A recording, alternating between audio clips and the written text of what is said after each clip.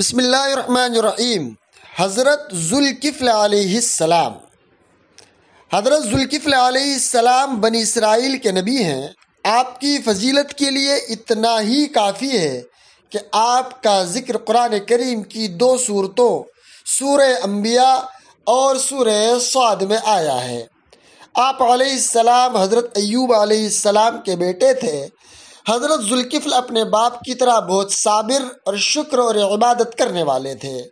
حضرت یسع علیہ السلام جو بہت بوڑھے ہو گئے تھے، چاہتے تھے کہ ایک نائب اپنا بنائیں۔ انہوں نے اپنا خلیفہ بنانے کے لیے 3 شرطیں رکھی۔ ایک، دن میں روزہ رکھے، دوسرے رات بھر عبادت کرے، تیسرے کبھی بھی غصہ نہ کرے۔ یہ تینوں صفات حضرت ذوالکفل علیہ السلام میں تھی، اس لیے انہوں نے حضرت یسع علیہ السلام نے اپنا خلیفہ انہیں بنا دیا۔ شیطان نے بڑی کوشش کی کہ حضرت ذوالکفل علیہ السلام کو ان تینوں صفات سے ہٹا کر بہکا دے، لیکن شیطان ہر طرح سے ناکام رہا۔